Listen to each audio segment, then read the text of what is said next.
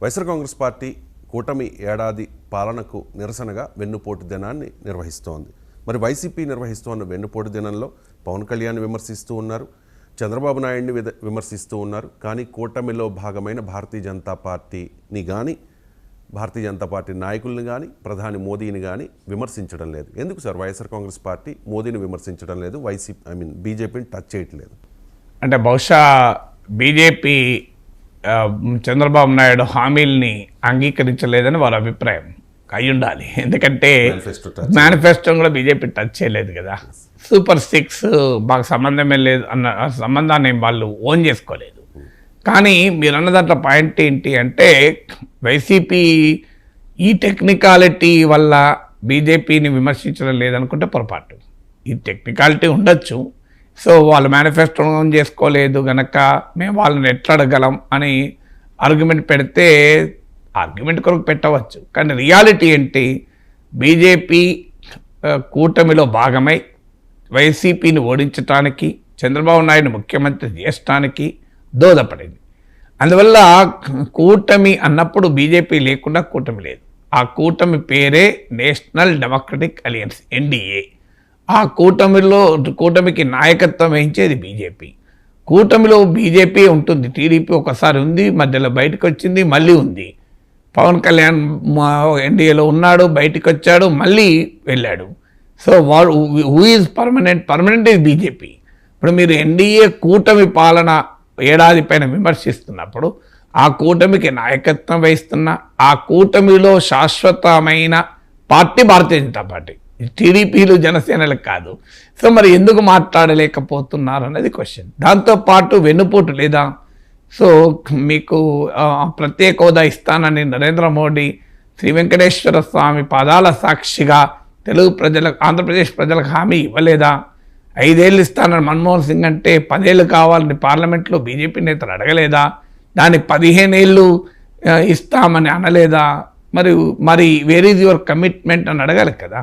మీరు ప్రత్యేక హోదా కొరకు 2019 ఎన్నికలకు ముందు వైసీపీ మోడీ ప్రభుత్వం పైన అవిశ్వాస తీర్మానాన్ని ప్రవేశపెట్టలేదా?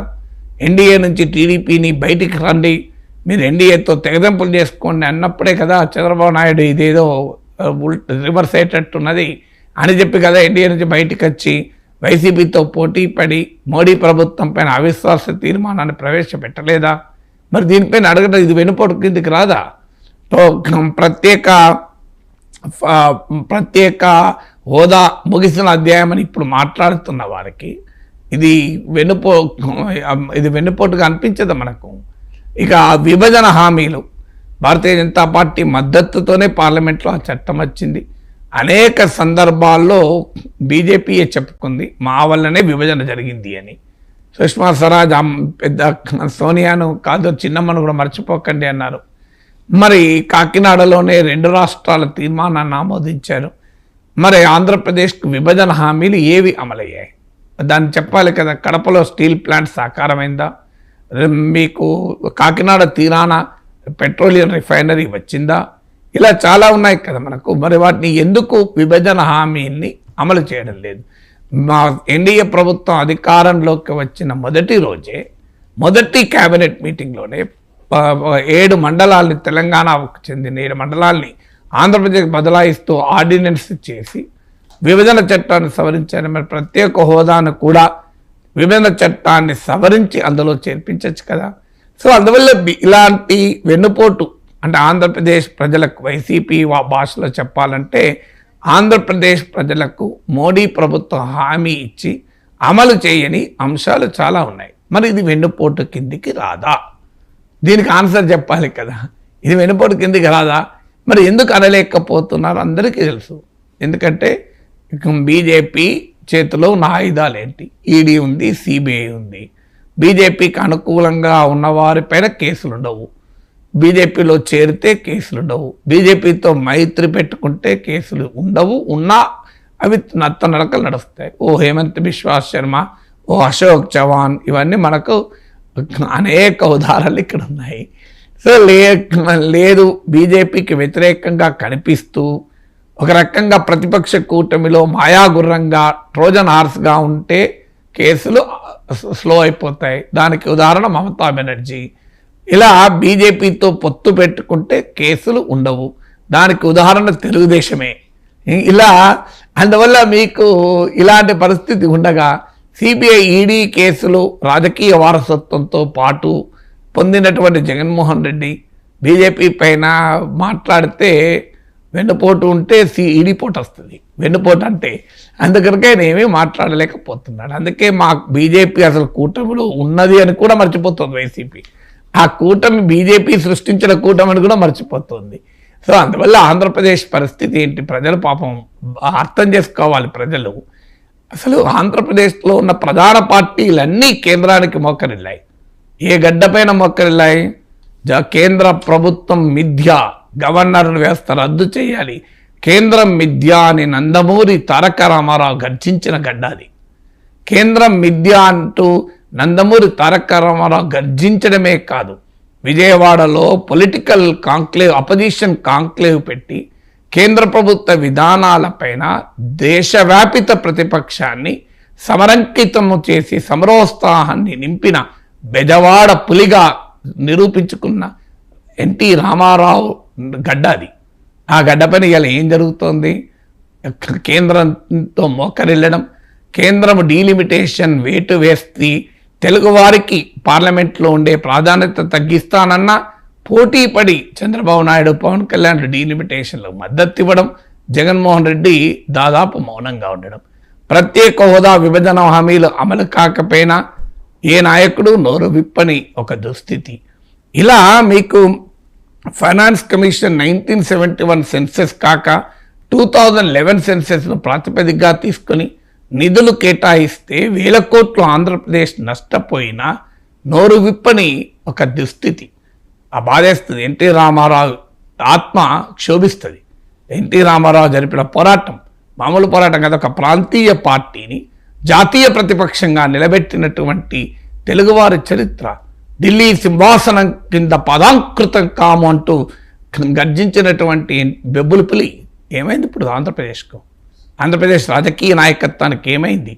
అందుకే ఆంధ్రప్రదేశ్కి ఏమైనట్లు అని అనుకోవాలి మనం. నమస్తే నాగేశ్వర కార్యక్రమానికి స్వాగతం. నేను రవిశంకర్ వెళ్ళ ప్రొఫెసర్ గారు మనతో జాయిన్ అయ్యారు. నమస్తే నాగేశ్వర గారు. వైఎస్ఆర్ కాంగ్రెస్ పార్టీ కూటమి ఏడాది పాలనకు నిరసనగా వెన్నుపోటు దినాన్ని నిర్వహిస్తోంది.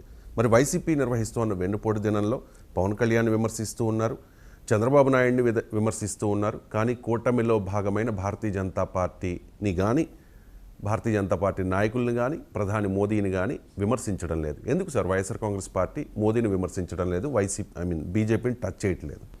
అంటే బహుశా బీజేపీ చంద్రబాబు నాయుడు హామీల్ని అంగీకరించలేదని వాళ్ళ అభిప్రాయం అయి ఉండాలి. ఎందుకంటే మేనిఫెస్టో కూడా బీజేపీ టచ్ చేయలేదు కదా. సూపర్ 6 మాకు సంబంధమే లేదు అన్న సంబంధాన్ని వాళ్ళు ఓన్ చేసుకోలేదు. కానీ మీరు అన్న దాంట్లో పాయింట్ ఏంటి అంటే, వైసీపీ ఈ టెక్నికాలిటీ వల్ల బీజేపీని విమర్శించడం లేదనుకుంటే పొరపాటు. ఈ టెక్నికాలిటీ ఉండొచ్చు. సో వాళ్ళు మేనిఫెస్టో ఓన్ చేసుకోలేదు గనక మేము వాళ్ళని ఎట్లా అడగలం అని ఆర్గ్యుమెంట్ పెడితే ఆర్గ్యుమెంట్ కొరకు పెట్టవచ్చు. కానీ రియాలిటీ ఏంటి? బీజేపీ కూటమిలో భాగమై వైసీపీని ఓడించడానికి, చంద్రబాబు నాయుడు ముఖ్యమంత్రి చేయడానికి దోహదపడింది. అందువల్ల కూటమి అన్నప్పుడు బీజేపీ లేకుండా కూటమి లేదు. ఆ కూటమి పేరే నేషనల్ డెమోక్రటిక్ అలయన్స్, ఎన్డీఏ. ఆ కూటమికి నాయకత్వం వహించేది బీజేపీ. కూటమిలో బీజేపీ ఉంటుంది. టీడీపీ ఒకసారి ఉంది, మధ్యలో బయటకు వచ్చింది, మళ్ళీ ఉంది. పవన్ కళ్యాణ్ ఎన్డీఏలో ఉన్నాడు, బయటకు వచ్చాడు, మళ్ళీ వెళ్ళాడు. సో వాడు who is permanent is BJP. ఇప్పుడు మీరు ఎన్డీఏ కూటమి పాలన ఏడాది పైన విమర్శిస్తున్నప్పుడు ఆ కూటమికి నాయకత్వం వహిస్తున్న ఆ కూటమిలో శాశ్వతమైన పార్టీ భారతీయ జనతా పార్టీ, టీడీపీలు జనసేనలకు కాదు. సో మరి ఎందుకు మాట్లాడలేకపోతున్నారు అన్నది క్వశ్చన్. దాంతోపాటు వెన్నుపోటు లేదా? సో మీకు ప్రత్యేక హోదా ఇస్తానని నరేంద్ర మోడీ శ్రీ వెంకటేశ్వర స్వామి పాదాల సాక్షిగా తెలుగు ప్రజలకు, ఆంధ్రప్రదేశ్ ప్రజలకు హామీ ఇవ్వలేదా? 5 ఏళ్ళు ఇస్తానని మన్మోహన్ సింగ్ అంటే 10 ఏళ్ళు కావాలని పార్లమెంట్లో బీజేపీ నేతలు అడగలేదా? దానికి 15 ఏళ్ళు ఇస్తామని అనలేదా? మరి వేర్ ఈజ్ యువర్ కమిట్మెంట్ అని అడగాలి కదా. మీరు ప్రత్యేక హోదా కొరకు 2019 ఎన్నికలకు ముందు వైసీపీ మోడీ ప్రభుత్వం పైన అవిశ్వాస తీర్మానాన్ని ప్రవేశపెట్టలేదా? ఎన్డీఏ నుంచి టీడీపీని బయటికి రండి, మీరు ఎన్డీఏతో తెగదెంపులు చేసుకోండి అన్నప్పుడే కదా చంద్రబాబు నాయుడు ఇదేదో రివర్స్ అయ్యేటట్టున్నది అని చెప్పి కదా ఎన్డీఏ నుంచి బయట